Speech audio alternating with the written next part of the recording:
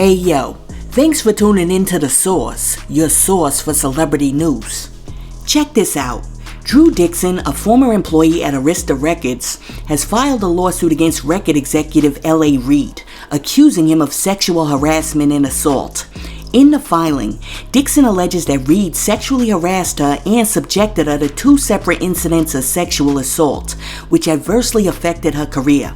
She claims that Reid used his professional power to force himself on victims. The lawsuit also specifies instances of alleged assault in 2001, which accused Reid of digitally penetrating her without her consent. Dixon also asserts that rejecting Reid's advances led to professional repercussions, such as hindering her from signing artists that she supported, such as Kanye West and John Legend. As of the time that I'm giving you this report, L.A. Reid has yet to respond to the accusations or the lawsuit. Now, as soon as the news dropped that this chick was suing L.A. Reid, a whole bunch of people jumped on the internet talking about, why is she suing him now? This happened like 22 years ago. Listen, I'm a firm believer that we cannot and should not try to put time limits and restrictions on victims of sexual assault. If her allegations are true, she has the right to speak up or to not speak up from the day that the incident occurred to the day that she takes her last dying breath. That's her choice. And all I gotta say is that L.A. Reid better lawyer up and each side better present their best case in court, because the same way that she has the right to make her claims, he also has the right to defend himself against her claims. Listen, let me know what you think about L.A. Reid getting sued for SA. Do you think that this is a money grab, or do you think they need to start getting Bill Cosby's old cell ready? Let me know in the comments, and while you're down there leaving a comment, be sure to like and subscribe to the channel. Now, let's discuss Nicki Minaj. In the December issue of Vogue magazine, Nicki Minaj is opening up about her battle with addiction. Nicki shared the fact that she sought professional medical help for severe menstrual cramps, and she was prescribed Percocets, and she quickly got hooked on a narcotic.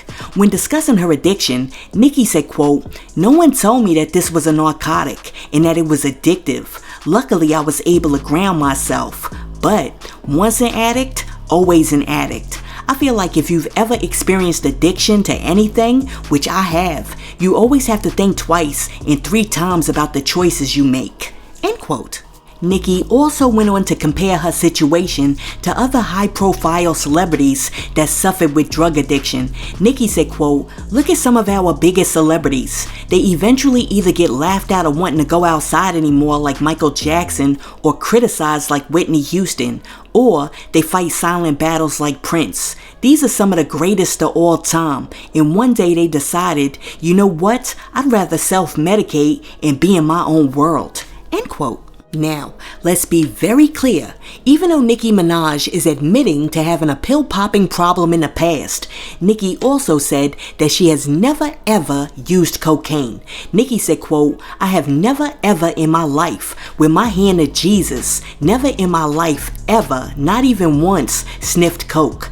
Ever. That's never been my drug of choice." End quote. Let me tell you something, I never ever thought that I would say this, but on this very day, I have developed a newfound respect for Nicki Minaj that I never had before, because I respect this type of transparency, and I respect the fact that she's given her testimony so that she can help other people. I mean, there are so many people who are going to the doctors nowadays and they're prescribing them this junk for all types of ailments that actually it's not even necessary for, and these people are dying because they're getting addicted to this crap.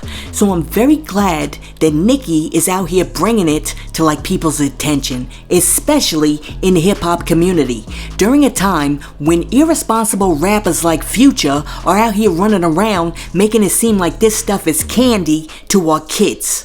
And I know, somebody's gonna come in the comment section like, "Source, it was man obvious that Nicki Minaj was doing something." Yes, it was. Especially when she was on these interviews slurring her speech and she sounded like she was half asleep or she was in La La Land. But once again, there's a very big difference between you doing your dirt behind closed doors and having other people speculate, and you like coming out and just like putting your dirt out there so that you can help other people. Those are two different things, and so I'm giving her props for that. Listen, let me know what you think about Nicki Minaj coming out and keeping it real and telling everybody that she was addicted to them prescription pills. Let me know what you think about that in the comments. Now, check this out, because Lil Kim has some major news that she wants to share with you. Because Lil Kim says that the pre-sales on her new book have outsold the Bible. Yes, people, Lil Kim says that the pre-sales on her new book have outsold the Bible. Check this out. Y'all know I can't read, right? My book has been done. And I'm gonna write y'all a letter to tell y'all what's going on, but it's not really cool. But I don't want to use this to talk about it. I really don't. But just know, it's like that. It's crazy. Like when we post our pre-sales, we be surpassing the Bible, and that's crazy. And the thing is, it's like the Bible. Like I don't take that lightly. I already know that, but it's like it's some crazy shit going on behind the scenes. You have to be really careful when you deal with these book companies, because they try to like really like take advantage of you, you know, the little black okay. Yeah, but I'm gonna write y'all a letter because I don't really want to use this right now, and especially not at this time. And I just was chilling. We was outside all night. Shout out to my bro Sway Lee. That's one of my other hearts. And Jimmy, I love you. But I really think that y'all deserve to know what's going on. That's all you got to say? Tell them, like, you know what I'm saying? You know what? Cause you never get hit. What? Mezcal? Nah, this ain't mezcal. It's that I fuck with the mezcal. Y'all know I can't read, right? Look, I'm not really that fat, yo. I just be looking fat in my I'm not really that fat. Look, I'm about to start like nobody ever. Yeah, they be trying me. Who tries you? Whoever. I don't see nobody here trying you. There's nothing but love on here. I see. I'm not really that fat, but you know, sometimes I would. We like a slim, thick girl, right? I know you guys are perfect. All this love. I'm not perfect, but it's so perfect. I'm not perfect, and he ain't perfect. Listen, apparently, like, Lil Kim is saying that she can't read, but she must not be able to do math either, because the Holy Bible has sold billions of copies around the world. Not millions, billions. So is Lil Kim really trying to tell me that her new book, or like autobiography, or whatever it is, has sold billions of copies? Listen, let me know what you think about Lil Kim saying that her new book has like outsold the Holy Bible in pre-sales. Let me know what you think about that in the comments. Now, check this out. By now you're all familiar with the DJ Akademiks versus Saucy Santana drama, but in case you're not, here's a quick recap.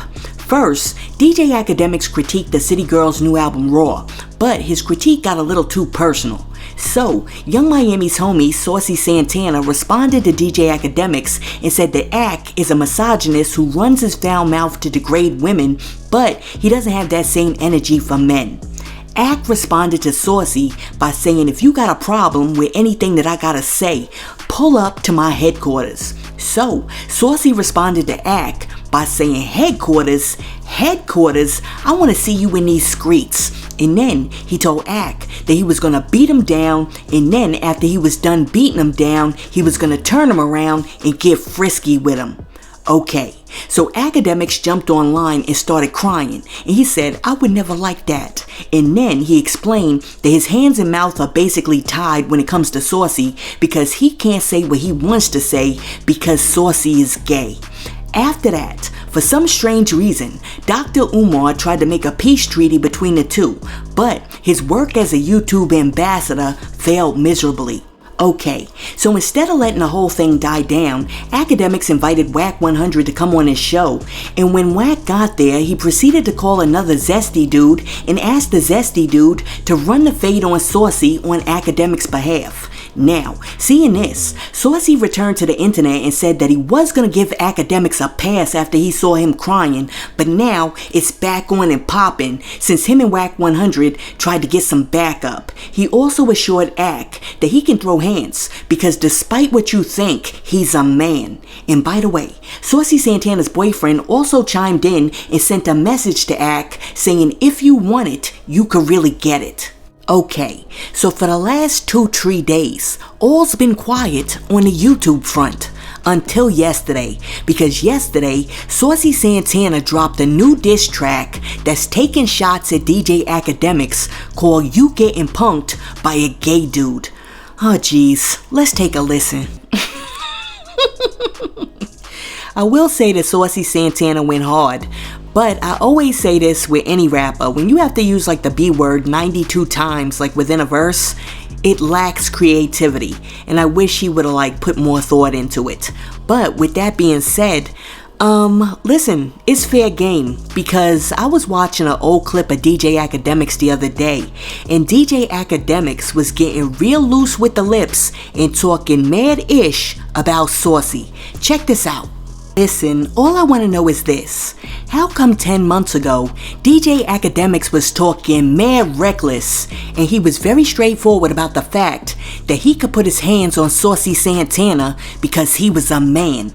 But now that Saucy Santana done said that he wants to meet him in the streets, DJ Akademiks has changed his tune, and all of a sudden, he's like crying online talking about I can't fight him because he's not a man. Source, can you please pull up my evidence board? Listen, I said it before and I'll say it again. The only difference between these two men who were born men is that this one shops at like Forever 21 in the women's section, 21, and this other one shops at like the children's place in the little boys section. And I know, somebody's gonna come in the comment section like, Source, you ain't right.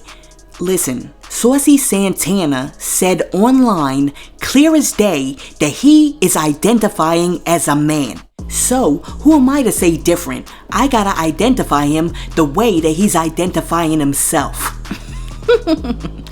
Yo, I really believe that these two just need to put on the boxing gloves, get in a ring, and just like duke it out in front of a referee. Because it seems like that's the only way that this big hot mess is gonna come to a conclusion without somebody getting hurt. And they could do like a pay-per-view thing, and they could like show it on like YouTube, Rumble, and Twitch, and give the proceeds to like a charity that they both agree upon, and that way this whole big hot mess could end on a positive note. And let me say this too, an organized boxing match would actually solve DJ Akademiks' concerns, because he couldn't be arrested for a hate crime if Saucy Santana actually agreed to get in that ring and they both signed a waiver. Listen, let me know what you think about DJ Akademiks online like 10 months ago, talking all of that big talk, including the fact that he was gonna like yoke Saucy Santana up because Saucy Santana is a ninja. Let me know what you think about that in the comments. And hey yo, thanks for tuning in to Celeb Source, your source for celebrity news. Be sure to like and subscribe to the channel. Peace.